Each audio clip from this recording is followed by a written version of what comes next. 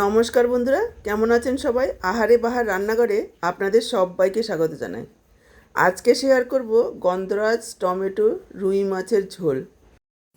রোজ রোজ একঘেয়ে মাছের ঝোল না বানিয়ে একবার এইভাবে বানিয়ে দেখুন।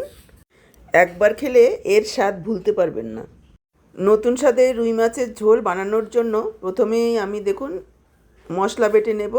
এখানে নিয়েছি 4টে কাঁচা লঙ্কা আর 1 ইঞ্চি পরিমাণ আদা, একেবারে মিহি পেস্ট বানিয়ে নেব।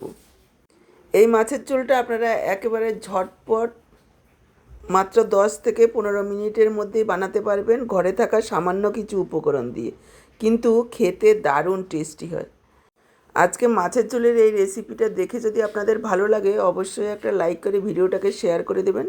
ইউটিউব থেকে যদি নতুন দেখছেন এইরকমই ঘরোয়া দারুণ টেস্টি সহজ রেসিপিগুলো পাওয়ার জন্য চ্যানেলটাকে সাবস্ক্রাইব করবেন, আর ফেসবুক পেজ থেকে দেখে থাকলে পেজটাকে ফলো করবেন।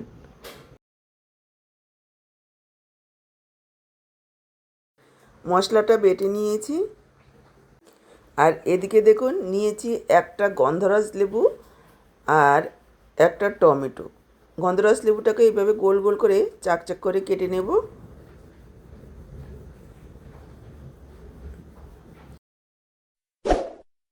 আর টমেটোটাকে 4 টুকরো করে নিচ্ছি। টমেটোটাকে একটু পেস্ট করে রেখে দিচ্ছি। দেখুন এদিকে দেখুন আমি 6 পিস রুই মাছ নিয়েছি। আপনারা এটা যে কোনো জ্যান্ত মাছ দিয়েই করতে পারবেন। মাছগুলোকে খুব ভালোভাবে ধুয়ে নিয়েছি। দিয়ে দিলাম পরিমাণ মতো লবণ,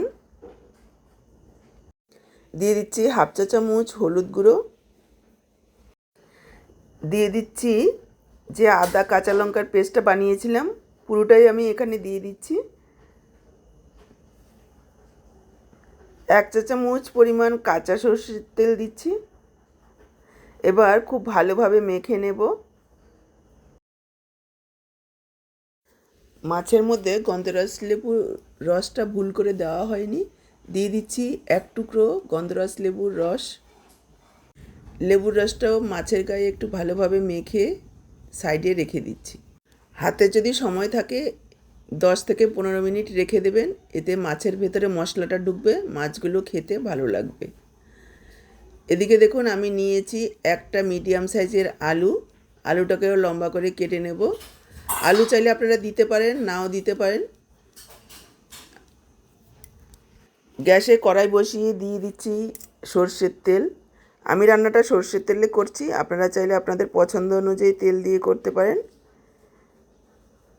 কড়াইটাকে খুব ভালোভাবে গরম করে নেওয়ার পরই তেল দেবেন, আর তেলটাকেও হাই হিটে খুব ভালোভাবে গরম করে নেবেন, তা না হলে কিন্তু মাছ নিচে লেগে যাবে আর ভাজার সময় ভেঙে যাবে। তেল গরম হয়ে গেলে প্রথমে আমি আলুগুলো ভেজে নিচ্ছি। দিয়ে দিলাম কেটে ধুয়ে রাখা আলু, দিয়ে দিচ্ছি একটু লবণ আর সামান্য একটু হলুদ গুঁড়ো। এবার আলুগুলোকে 2-3 মিনিট একটু ভেজে নেব লাল করে।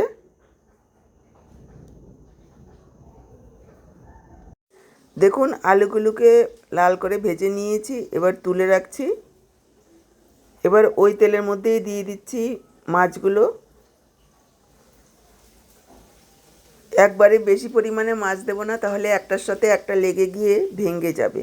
তেলের মধ্যে যতটা আসবে ঠিক ততটাই দেব, যেহেতু মশলা মাখানো রয়েছে, তা না হলে একটার সাথে একটা লেগে যাবে বা কড়াতে লেগে যাবে, মাছগুলো ভেঙে যেতে পারে।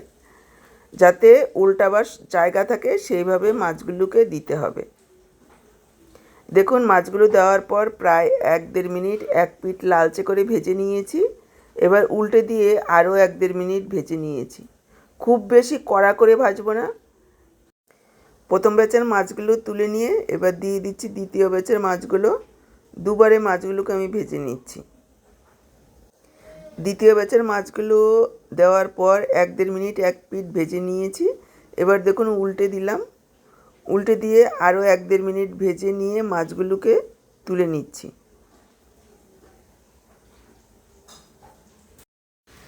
মাছ তুলে নিয়ে বাকি যে তেল রয়েছে তার মধ্যে দিয়ে দিলাম হাফ চা চামচ কালো জিরে। কালো জিরেটাকে একটু ভেজে নিয়ে দিয়ে দিলাম পেস্ট করে রাখা টমেটোটাকে কিছুক্ষণ একটু নাড়াচাড়া করে কষিয়ে নেব। দেখুন টমেটোটাকে প্রায় 1 মিনিট মতো কষিয়ে নিয়েছি। এবার যোগ করে দিচ্ছি হাফ চা চামচ হলুদ গুঁড়ো, হাফ চা চামচ দিয়ে দিচ্ছি লাল লঙ্কার গুঁড়ো, ঝাল বুঝে যোগ করবেন। দিয়ে দিলাম পরিমাণ মতো লবণ, আর মাছের মধ্যে যে ম্যারিনেট করে রেখেছিলাম মশলাটা রয়েছে সেই মশলাটাও এর সাথে দিয়ে দেব। এবার পুরো মশলাটাকে খুব ভালোভাবে কষিয়ে নেব যাতে করে মশলার তেল ছেড়ে আসে। দেখুন প্রায় 2 মিনিট মতো মশলাটাকে কষিয়ে নিয়েছি। মশলা একেবারে দানা দানা হয়ে তেল ছেড়ে এসেছে। এবার দিয়ে দিলাম ভেজে রাখা আলুগুলোকেও মশলার সাথে একটু কষিয়ে নেব।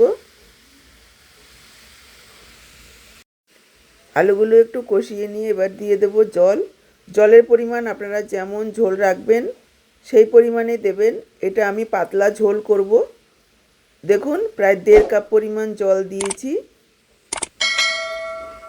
মিশিয়ে নিয়ে ঢেকে দেব আর ঝোলটা ফুটে আসা পর্যন্ত অপেক্ষা করব।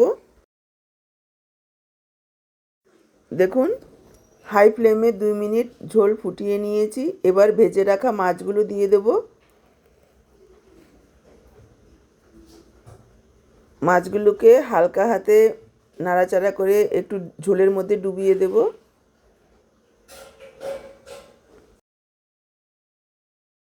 এবার ঢেকে দিয়ে লো ফ্লেমে প্রায় 5-6 মিনিট রান্না করব।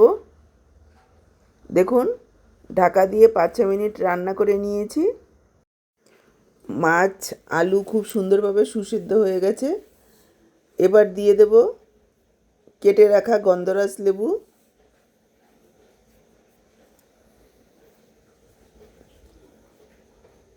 হালকা একটু মিশিয়ে নিয়ে ঢেকে রেখে দেব 5 মিনিট গ্যাস অফ করে, যাতে গন্ধরাজ লেবুর গন্ধটা খুব ভালোভাবে মিশে যেতে পারে। 5 মিনিট ঢেকে রাখার পর দেখুন আমি পরিবেশন করে দিচ্ছি। দেখেই বুঝতে পারছেন গন্ধরাজ লেবু আর আলু দিয়ে রুই মাছের পাতলা ঝোল দেখতেই কতটা লোভনীয় মনে হচ্ছে, খেতেও দুর্দান্ত স্বাদের হয়। দুপুরে ভাতের সাথে এই রকম একটা মাছের ঝোল যদি হয় আর কিচ্ছু লাগবে না, পুরো ভাত এটা দিয়েই খাওয়া হয়ে যাবে। আমার তো ভীষণই ভালো লেগেছে। আপনাদের ভিডিওটা দেখে কেমন লাগলো কমেন্টে জানাবেন। ভালো লাগলে অবশ্যই একটা লাইক করে ভিডিওটাকে শেয়ার করে দেবেন। ইউটিউব থেকে যদি নতুন দেখছেন এইরকমই ঘরোয়া রেসিপিগুলো পাওয়ার জন্য চ্যানেলটাকে সাবস্ক্রাইব করবেন, আর ফেসবুক পেজ থেকে দেখে থাকলে পেজটাকে ফলো করবেন। আজকে এখানেই বিদায় নিচ্ছি। আবার দেখা হবে নতুন কোনো রেসিপির সাথে। সবাই ভালো থাকুন, সুস্থ থাকুন।